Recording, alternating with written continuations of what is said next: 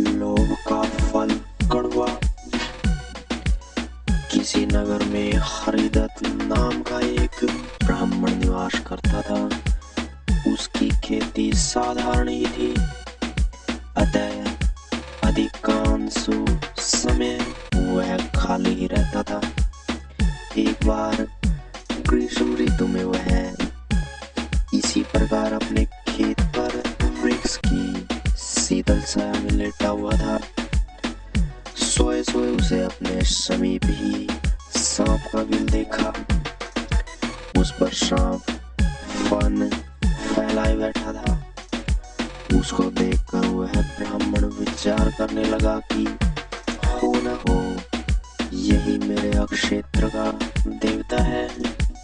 मैंने कभी इसकी पूजा नहीं की, अतः मैं आज अवश्य इसकी पूजा करूंगा।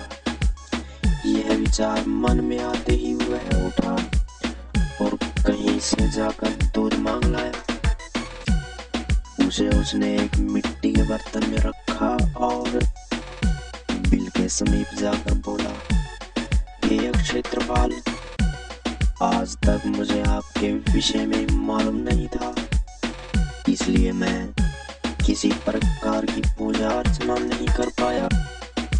आप मेरे इस अपराध को क्षमा कर मुझ पर कृपा कीजिए और मुझे धन धान्य से समृद्ध कीजिए। इस प्रकार प्रार्थना करके उसने उस दूध को वहीं पर रख दिया और फिर अपने घर लौट गया।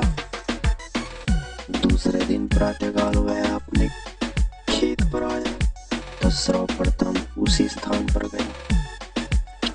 वहां उसने देखा कि जिस बर्तन में उसने दूध रखा था उसमें एक स्वर्ण मुद्रा रखी हुई है। उसने उस मुद्रा को उठाकर रख लिया।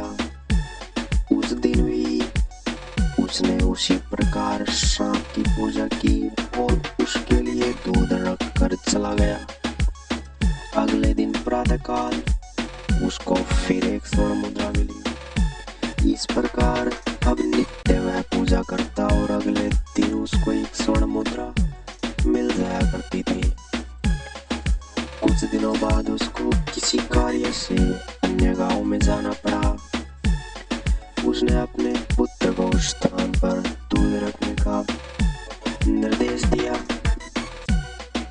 तदनुसार उस दिन उसका पुत्र गया और वहां दूध रखाया।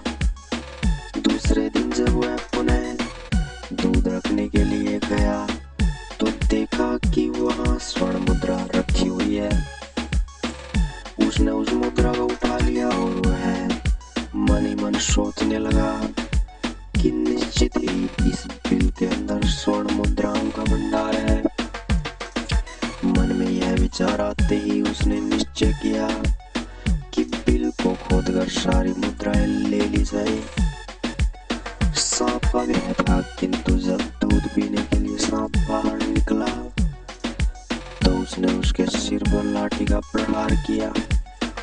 इसे सांप तो मरा नहीं और इस प्रकार से क्रुद्ध होकर उसने ब्राह्मण पुत्र को अपने विष भरे दांतों से काटा। उसकी तत्काल मृत्यु हो गई। उसके संबंधियों ने उस लड़के को वहीं उसी खेत पर जला दिया। कहा भी जाता है लालच का फल कभी